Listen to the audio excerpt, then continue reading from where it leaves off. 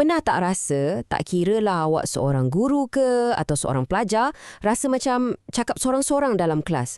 Guru rasa macam pelajar tak faham, pelajar pula rasa cikgu macam datang dari zaman lain. Hari ni kita nak kupas isu ni, isu jurang generasi digital dalam bilik darjah. Macam ada dua dunia yang berbeza tapi dalam satu kelas yang sama. Jom kita tengok macam mana nak rapatkan jurang ni. Kadang-kadang rasa macam guru dan pelajar ni datang dari planet yang berbeza kan. Cikgu cakap A, pelajar faham B.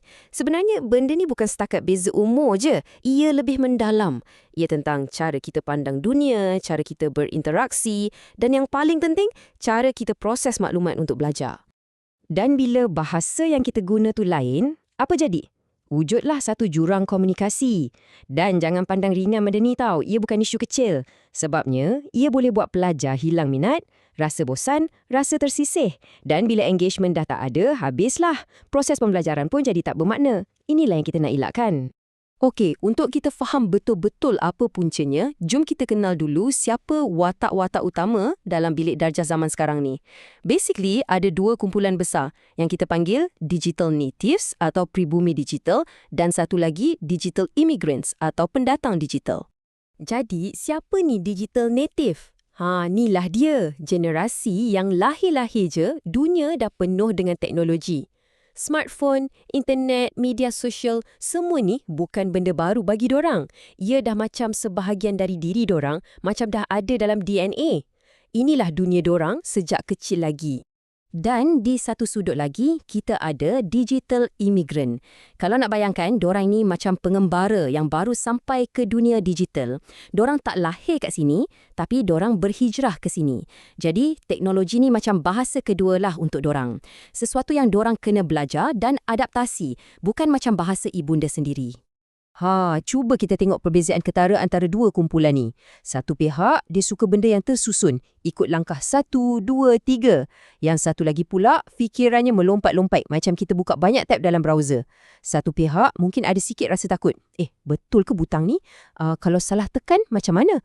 Tapi yang lagi satu, selamba je, cuba dan teroka. Nampak tak? Cara berfikir yang sangat berbeza ni lah yang jadi punca utama salah faham dalam kelas. Jadi, kenapa boleh jadi macam ni?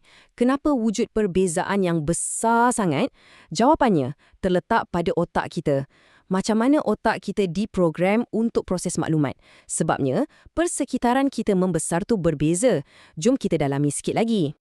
Okey, ni satu konsep yang penting untuk kita faham. Pemikiran hypertext. Bayangkan macam mana awak guna internet. Klik satu link, lepas tu nampak video menarik, klik lagi. Macam itulah otak seorang digital native tu berfungsi. Dia sambung-sambungkan maklumat secara rawak, bukan lurus je. Sebab itulah, kalau dengar syarahan yang panjang dan straight to the point, dorang boleh jadi cepat bosan. Seterusnya, kita ada Twitch speed. Fikir pasal game atau TikTok, semuanya laju kan? Dapat feedback pun on the spot. Generasi sekarang ni dah terbiasa dengan kelajuan macam ni. Jadi, dorang expect benda yang sama dalam pelajaran. Kalau slow sikit je, attention dorang terus hilang.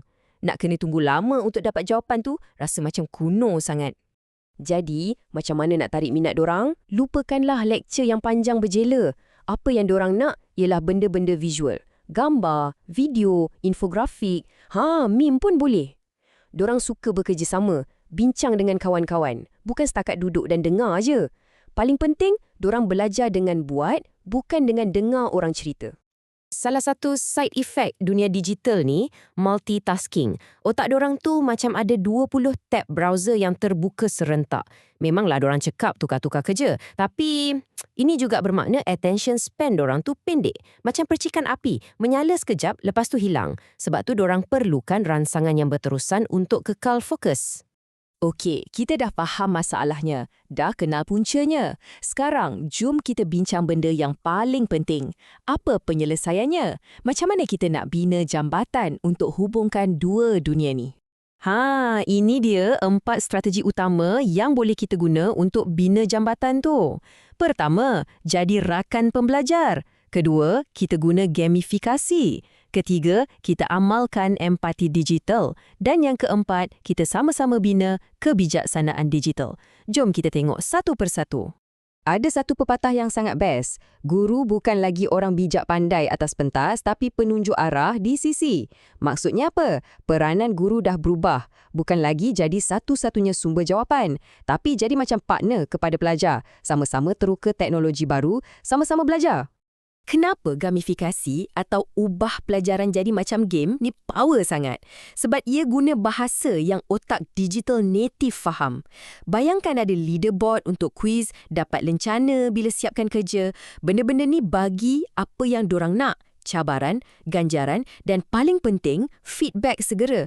Terus rasa seronok dan nak belajar lagi. Yang ni mungkin yang paling kritikal sekali, empati digital. Ini bukan pasal faham teknologi tu macam mana, tapi pasal faham orang yang guna teknologi tu. Cuba faham, apa tekanan yang dorang rasa bila dapat likes atau komen? Apa ketakutan dorang pasal bully cyber? Bila kita faham dunia online dorang, barulah kita boleh betul-betul connect dengan dorang.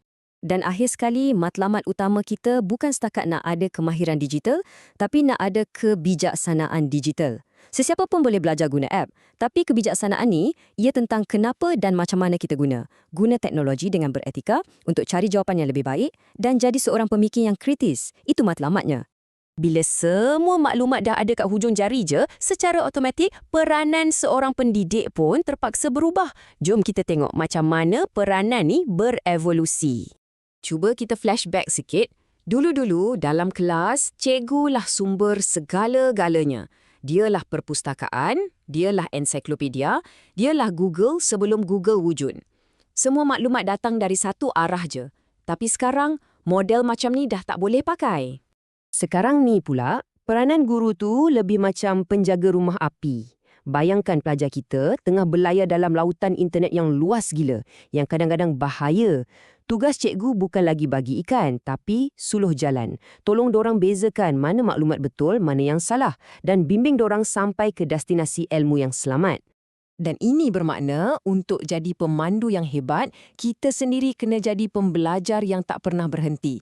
Kena sentiasa terbuka untuk cuba teknologi baru, platform baru, kena sentiasa explore sama-sama dengan pelajar kita. Jadi, sebagai penutup, saya nak tinggalkan anda dengan satu soalan. Jurang generasi ni, adakah ia satu dinding yang memisahkan kita? Ataupun ia sebenarnya satu peluang untuk kita bina jambatan? Mungkin ia bukan masalah pun, tapi satu peluang untuk generasi lama dan baru belajar sesama sendiri dan sama-sama redefine apa itu pendidikan. Pilihan tu ada di tangan kita semua. Cuba fikirkan.